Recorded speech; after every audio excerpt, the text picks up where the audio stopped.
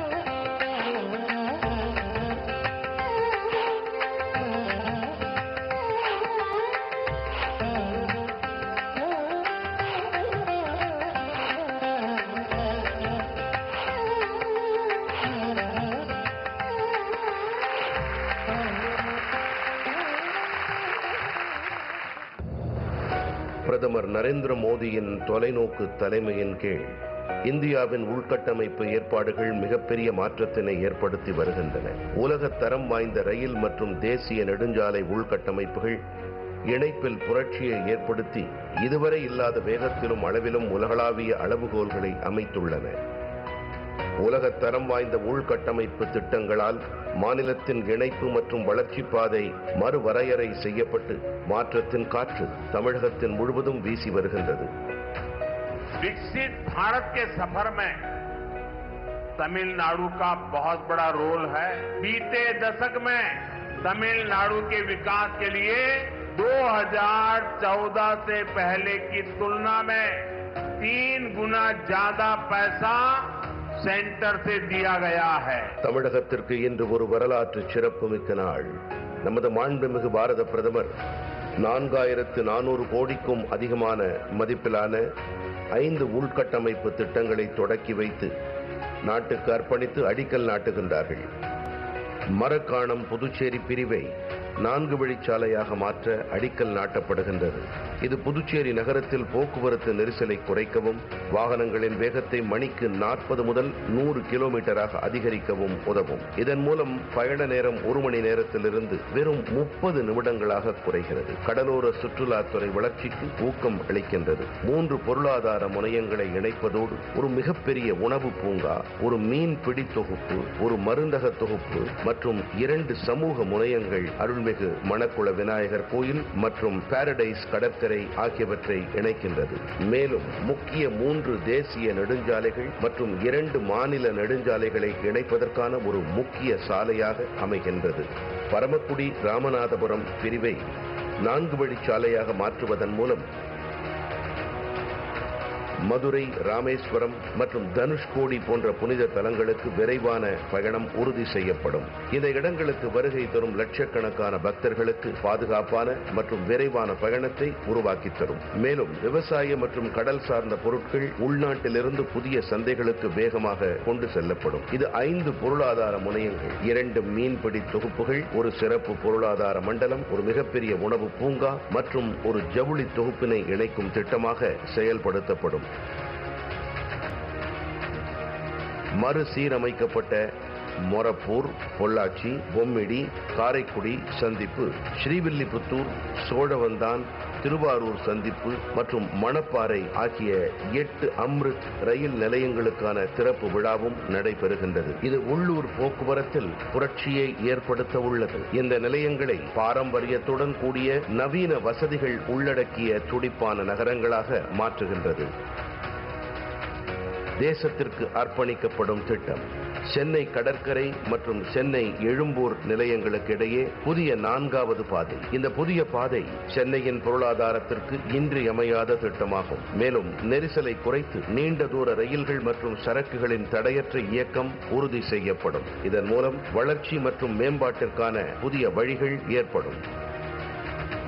தமிழ்நாட்டில் கும்பகோணம், ஏற்காடு, வேலூர் என 3 இடங்களில் புதிய பண்பலை அஞ்சல் நிலையங்கள் திறக்கப்படுகின்றன. இவை 15 மாவட்டங்களுக்கு 24 மணி நேர பண்பலை ஒலிபரப்பை உறுதி செய்யும். இது 18,000 சதுர கிலோமீட்டர் பரப்பளவை உள்ளடக்கியதாக இருக்கும். இதனால் 30 லட்சம் மக்கள் பயனடைவார்கள். பிரதமர் திரு நரேந்திர மோடியின் தொலைநோக்கு தலைமையின் கீழ் தமிழ்நாடு முன்னேற்றத்தின் கலங்கரை விளக்கமாக மாறி வருகிறது. இது வளர்ச்சியடைந்த தமிழ்நாடு மற்றும் வளர்ச்சியடைந்த பாரதம் உருவாக வழிவகுக்கும்.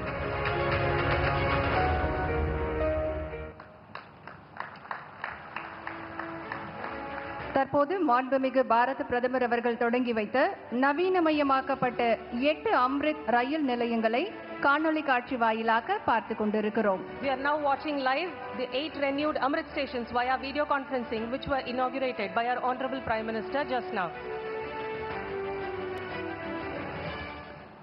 நம் இந்திய நாட்டின் முன்னேற்றத்தின் வழிகாட்டி, மாற்றத்தின் தலைவர், இந்தியாவின் மாண்புமிகு பிரதமர் அவர்களை உரையாற்ற பணிவன்புடன் அழைக்கின்றோம். It's a moment of pride to listen to our leader of transformation, the guiding force of development and nation building. We now request you, sir, to share your insights with us. Ladies and gentlemen, Honorable Prime Minister of India, Shri Narendra Modi ji.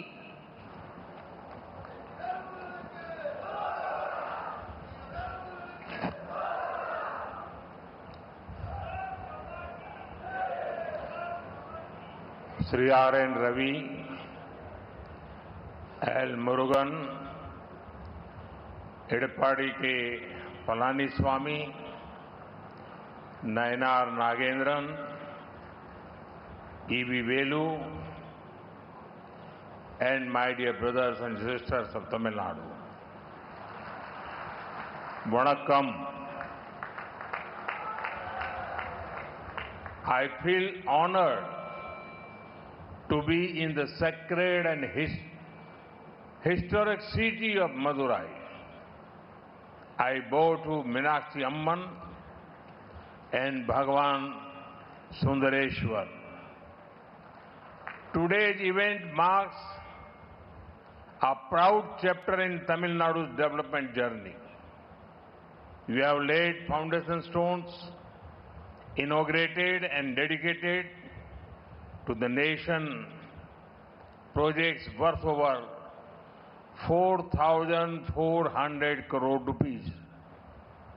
These projects will transform connectivity, boost the economy, create jobs, and transform lakhs of people's lives.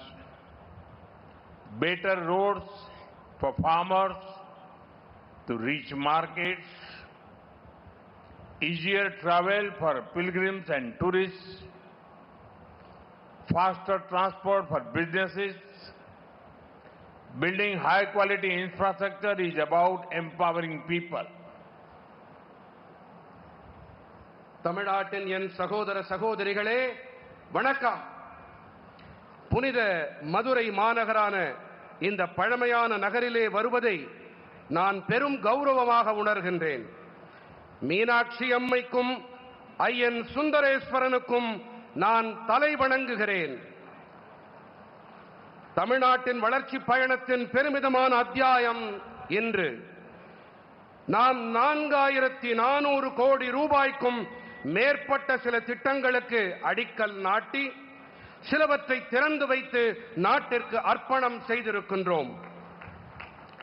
இந்த திட்டங்கள் இணைப்பு திறனை மாற்றியமைத்து நாட்டின் பொருளாதாரத்தை ஊக்கப்படுத்தி பல லட்சம் மக்களின் வாழ்க்கையை உருமாற்றக்கூடிய வகையிலே வேலை வாய்ப்புகளை ஏற்படுத்தும். சந்தைகளை சென்றடைய விவசாயிகளுக்கு மேம்பட்ட சாலைகள், சுற்றுலா பயணிகளும் புனித யாத்திரை மேற்கொள்வோருக்கும் சுலபமான பயணம், வர்த்தகத்துக்கு உகந்த வேகமான போக்குவரத்து, அந்த வகையில் உயர்தர கட்டமைப்புகளை உருவாக்குவது என்பது மக்களுக்கு அதிகார பங்களிப்பை அமைத்து தருவது என்று பொருள். Friends, over the past 12 years, the government of India has made huge investments in Tamil Nadu's highway network. Over 4,000 kilometers of highways have been built here since 2014. Today, I am happy to lay the foundation stone for two major national highway projects.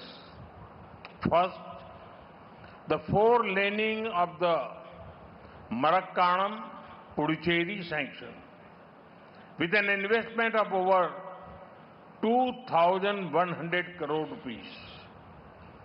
This will strengthen coastal tourism, trade, and economy in the both Tamil Nadu and Puducherry. Second, the four-laning of the Paramkudi-Ramanathapuram stretch. In this project, we are investing over 1,800 crore rupees. It will significantly enhance access to places like Rameswaram and Dhanushkodi. This ensures ease of travel for pilgrims and smoother movement of agricultural produce and marine products. நண்பர்களே, கடந்த 12 ஆண்டுகளாகவே இந்திய அரசாங்கம் தமிழ்நாட்டின் நெடுஞ்சாலை வலைப்பின்னலில் மகத்தான முதலீடுகளை செய்து வந்திருக்கின்றது. 2014ஆம் ஆண்டு முதல் 4000 கிலோமீட்டர்களுக்கும் அதிகமான அளவிலே நெடுஞ்சாலைகள் போடப்பட்டிருக்கின்றன. 2 பெரிய தேசிய நெடுஞ்சாலை திட்டங்களுக்கான அடிக்கல் இன்று நாட்டப்பட்டிருப்பதிலே நான் பேருவகை அடைகின்றேன். முதலாவதாக மரக்காணம் புதுச்சேரி பிரிவிலே 2100 கோடி ரூபாய் முதலீட்டில் 4 வழிச்சாலை திட்டம். இது தமிழ்நாடு புதுச்சேரியின் கரைப்பகுதியின் சுற்றுலாத்துறை, வர்த்தகம், பொருளாதாரத்தை பலப்படுத்தும். அடுத்ததாக பரமக்குடி ராமநாதபுரம் பாதையை 4 வழி பாதையாக மாற்றுதல். இந்த திட்டத்தில் நாங்கள் 1800 கோடி ரூபாயை முதலீடு செய்ய இருக்கின்றோம். ராமேஸ்வரம், தனுஷ்கோடி ஆகிய இடங்களை சென்றடைவதை கணிசமாக இது மேம்படுத்துகின்றது. மேலும் இதனால் புனித பயணம் மேற்கொள்வோருக்கு சுலபத்தன்மை அளிப்பதோடு வேளாண் உற்பத்தி பொருட்கள் மற்றும் கடல்சார் பொருட்களின் போக்குவரத்தையும் இது மேம்படுத்தும். Friends, over the last decade, Indian Railways has undergone a historic transformation. It is emerging as a modern, efficient and people-centric transport system. This transformation is particularly visible in Tamil Nadu. The railway budget allocation for Tamil Nadu has increased nearly 9-fold since our government came in. During 2009 to 2014, the average yearly railway allocation was 880 crore rupees. 880 crore rupees. In 2026-27, the allocation has increased to 7,600 crore rupees. In Tamil Nadu, more than 1,300 kilometers of new tracks have been laid. 97% electrification has been achieved. Hundreds of flyovers and underpasses have improved the safety and efficiency. Last year, I had the privilege of inaugurating the new Pamban Bridge in Tamil Nadu. It is India's first vertical lift sea bridge a symbol of engineering excellence. This bridge in itself has become a major tourist attraction in Tamil Nadu. நண்பர்களே, கடந்த 10 ஆண்டிலே இந்திய railway துறை சரித்திரபூர்வமான ஒரு மாற்றத்தை சந்தித்திருக்கின்றது. இது நவீன, திறன்மிகு, மக்கள் சார்ந்த போக்குவரத்து முறையாக உருமாறி இருக்கின்றது. இந்த மாற்றம் குறிப்பாக தமிழ்நாட்டில் நன்றாக புலப்படுகின்றது. ரயில்வே வரவு செலவு திட்டத்திலே தமிழ்நாட்டிற்கான நிதி ஒதுக்கீடு எங்கள் அரசாங்கம் அதிகாரத்திற்கு வந்த பிறகு கிட்டத்தட்ட 9 மடங்கு அதிகரித்திருக்கின்றது. 2009 முதல் 2014 ஆண்டுகள் வரையிலான வருடாந்திர ரயில்வே நிதி ஒதுக்கீடு வெறும் 880 கோடி ரூபாயாக மட்டுமே இருந்தது. 2026-27 ஆண்டிலே இது 7600 கோடி ரூபாயாக அதிகரித்திருக்கின்றது. தமிழ்நாட்டிலே 1300 கிலோமீட்டருக்கும் அதிகமான புதிய ரயில் தடங்கள் போடப்பட்டிருக்கின்றன. 97% மின்மயமாக்கல் எட்டப்பட்டிருக்கின்றது. பாதுகாப்பு மற்றும் செயல்திறனை அதிகரிக்கும் வகையிலே நூற்றுக்கணக்கான மேம்பாலங்களும் சுரங்கப் பாதைகளும் அமைக்கப்பட்டிருக்கின்றன. கடந்த ஆண்டுதான் தமிழ்நாட்டிலே புதிய பாம்பன் பாலத்தை திறந்து வைக்கும் நற்பேறு எனக்கு கிடைத்தது.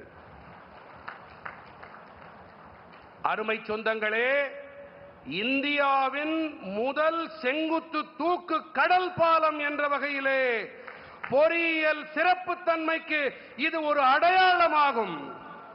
இந்த பாலம் மட்டுமே கூட தமிழ்நாட்டில் சுற்றுலா பயணிகளை பெரிய அளவில் ஈர்க்கும் விஷயமாக இருக்கின்றது.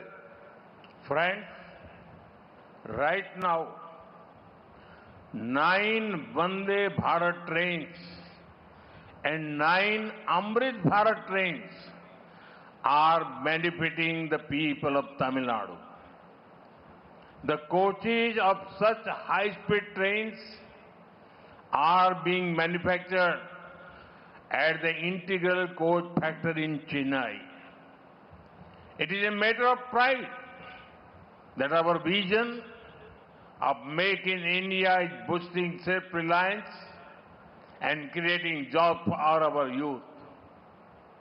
Under the Amrit Bharat Station Scheme, 77 railway stations are being modernized. This station blend comfort, accessibility, and local identity. Today, we are inaugurating 8 redeveloped stations across Tamil Nadu. The dedication of the Chennai Beach, Chennai Egmore 4th line will benefit thousands of daily commuters in Chennai. I am also pleased to inaugurate Akashvani's new FM relay transmitters in Kumbakonam, Yerkad, and Vellore. These radio stations will be dedicated to your service from today. நண்பர்களே, இப்போது 9 வந்தே பாரத் ரயில்களும் 9 அம்ரித் பாரத் ரயில்களும் தமிழ்நாட்டின் மக்களுக்கு சேவையாற்றி வருகின்றன. இத்தகைய அதிவிரைவு ரயில்களுக்கான ரயில் பெட்டிகளை சென்னையில் இருக்கும் ரயில் பெட்டி இணைப்பு தொழிற்சாலை தயாரிக்கின்றது. மேக் இன் இந்தியா, இந்தியாவில் தயாரிப்போம் பற்றிய நம்முடைய தொலைநோக்கு தற்சார்பினை ஊக்கப்படுத்தி நமது இளைஞர்களுக்கு வேலை வாய்ப்பினை ஏற்படுத்துவது நமக்கெல்லாம் பெருமை சேர்க்கும் விஷயம். அம்ரித் பாரத் நிலைய திட்டத்தின்படி 77 ரயில் நிலையங்கள் நவீனப்படுத்தப்பட்டு வருகின்றன. இந்த நிலையங்கள் சௌகரியம், அணுகல் தன்மை மற்றும் உள்ளூர் அடையாளத்தை இசைவாய் ஒன்றிணைக்கின்றன. இன்று தமிழ்நாடெங்கிலும் நாம் 8 புனரமைக்கப்பட்ட நிலையங்களை தொடக்கி வைத்திருக்கின்றோம். சென்னை கடற்கரை, சென்னை எழும்பூர் 4வது தடம் காரணமாக சென்னையின் தினசரி பயணிக்கும் ஆயிரக்கணக்கான பயணிகளுக்கு இது ஆதரவாக இருக்கும்.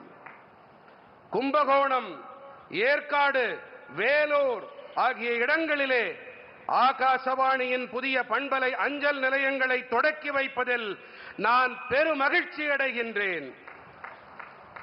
இந்த வானொலி அஞ்சல் நிலையங்கள் இன்று முதல் உங்கள் சேவையில் அர்ப்பணிக்கப்பட்டிருக்கின்றன. Friends, infrastructure funding to Tamil Nadu has now tripled compared to the previous decade, and the budget of 2026 continues the trend with a strong focus on Tamil Nadu. In this budget, we have proposed Bengaluru, Chennai and Chennai-Hyderabad bullet train corridors. They will revolutionize the economy of this whole region. The budget positions Tamil Nadu as part of the rare earth corridors. Rare earth corridors will promote advanced manufacturing, research and technology development. நண்பர்களே, தமிழ்நாட்டிற்கு உள்கட்டமைப்புக்கான நிதி ஒதுக்கீடு கடந்த 10 ஆண்டுகளோடு ஒப்புநோக்குகையிலே 3 மடங்காகி இருக்கின்றது. 2026ஆம் ஆண்டுக்கான வரவு செலவு திட்டமானது தமிழ்நாட்டின் மீது தனது பலமான கவனத்தை செலுத்துவதன் வாயிலாக இந்த போக்கினை தொடர்கிறது. இந்த வரவு செலவு திட்டத்திலே பெங்களூரு, சென்னை மற்றும் சென்னை ஹைதராபாத்துக்கான புல்லட் ரயில் காரிடார் இடைவழிகளை நாங்கள் முன்வைத்திருக்கின்றோம்.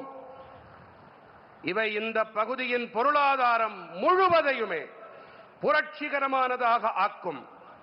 அரிய வகை கனிம வளம் கொண்ட இடைவழிகளின் ஒரு பகுதியாக தமிழ்நாட்டினை இந்த வரவு செலவு திட்ட அறிக்கை நிலைநிறுத்துகின்றது. அரிய வகை கனிம வள இடைவழிகள் உயர்தர தயாரிப்பு, ஆராய்ச்சி மற்றும் தொழில்நுட்ப முன்னேற்றத்தை மேம்படுத்துகின்றன. Friends, Tamil Nadu has a rich history and heritage. Historic sites such as Adi Chanallur will be developed into global heritage destinations. Eco-tourism initiatives around Lake Pulicat and Podigai Malai will create new job opportunities while preserving natural ecosystem. Across the nation, around 200 industrial clusters will be identified and supported to boost manufacturing. We all know that Tamil Nadu is home to many